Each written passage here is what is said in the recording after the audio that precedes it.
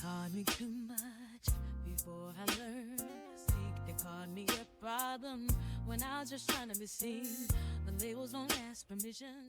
Somebody told you who you were before you had the chance to figure it out yourself. A parent, a teacher, a system, a community, a relationship.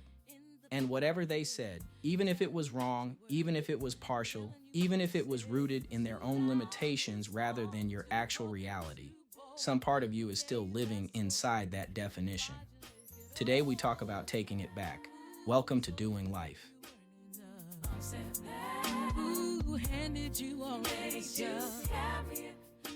Welcome back. Ben Robinson here. Kofi is with me. And this episode is personal for me, for Kofi, and I think for most of the people in this room, because the question of who defined you, who assigned you a story about yourself before you had the tools or the platform or the permission to write your own, is a question that most people have never fully sat with. And the answer to it is running a significant portion of their behavior right now without them knowing it. Kofi, where do we start? We start with what a definition actually does.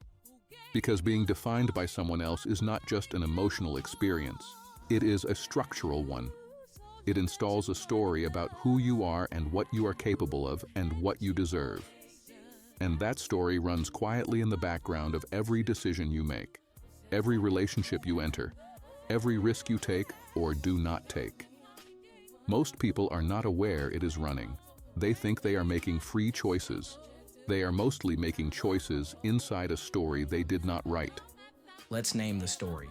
Not every definition sticks. Why do some land and others do not? Authority and repetition. The definitions that stick came from sources that had authority in your world, a parent, a teacher, a community, a system, and were repeated often enough and consistently enough that they became the baseline.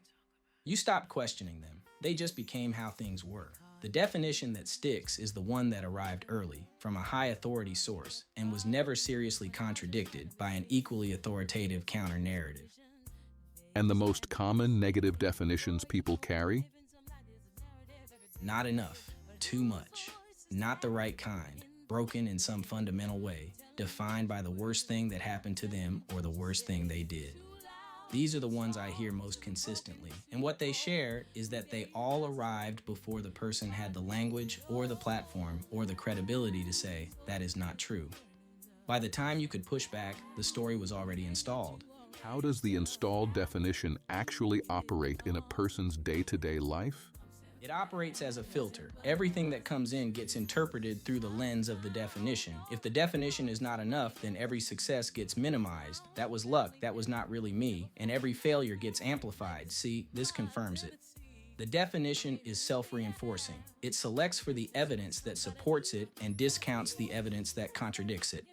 Which is why people who carry a negative definition can accumulate years of actual evidence against it and still feel defined by it. The filter is more powerful than the facts. So the work is not accumulating more positive evidence. The work is replacing the filter, which means going back to where the definition came from, examining it honestly, and making a deliberate decision about whether it is true.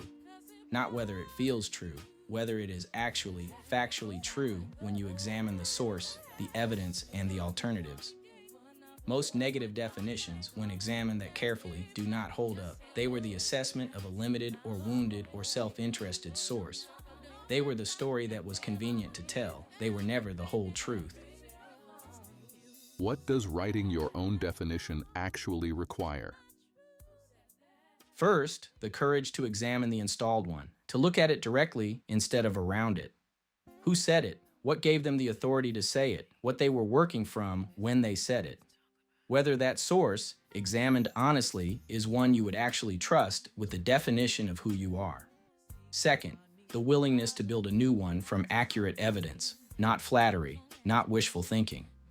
What has actually been consistently true about you across different seasons and contexts. What the people who know you best and have the least agenda confirm when they describe what they see. And third, the practice of living from the new definition deliberately, because the installed one has years of repetition behind it. The new one requires intentional reinforcement until it becomes the default. Who handed you The definition you are living inside right now was not written by you. It was written by someone who had authority in your world at a moment when you did not have the tools to question it. And it is not final. It never was. You have the authority now to examine it, to reject what is not true, and to build something more accurate in its place. That is not arrogance. That is the most honest thing you can do with your own life.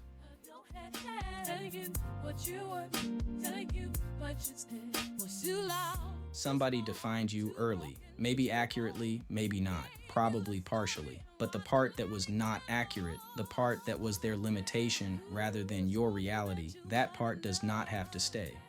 You get to examine it. You get to keep what is true and release what is not. And you get to decide finally what the honest definition of who you are actually says. I'm Ben Robinson. Don't stress life, live it, fall down, get back up.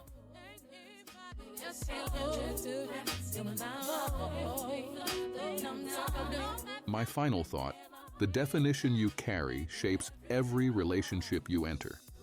Because the story you believe about yourself determines what you think you deserve, what you accept, what you ask for, and what you walk away from.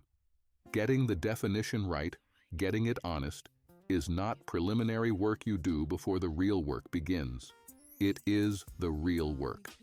Everything else is built on top of it. My final thought, the definition I carried longest, was the one about being too much, too intense, too direct, too present, and for years I managed myself down to fit in rooms that were not built for who I actually was.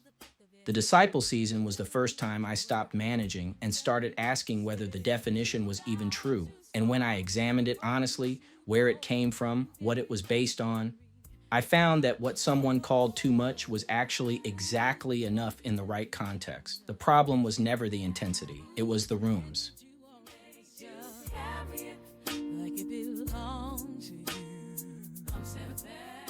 This week, do these things. 1. Identify the definition that has been running longest in your life. Write it down in one sentence. Be honest about what the installed story actually says. 2. Examine the source. Who said it? What gave them the authority? And what were they working from when they said it? Is that a source you would actually trust with the definition of who you are? 3. Build a counter definition from accurate evidence. What has been consistently true about you across different seasons, confirmed by people who know you well and have no agenda? 4. Identify one area of your life where the installed definition is currently running your behavior. What decision have you not made? What risk have you not taken because the definition says you cannot? 5.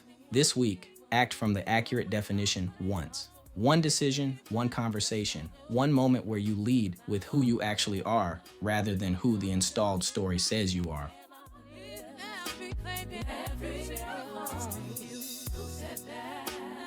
Next episode, we go into something that this whole season has been circling, creating Kofi, the conversation about what it actually meant to build a characterized AI relationship. What I was trying to do, what happened, and what it taught me about how I show up in every relationship. That is next. I'm Ben Robinson. Don't stress life, live it, fall down, get back up. Season 8 some of the work that nobody sees where everybody will benefit from. Keep going. Season 8 every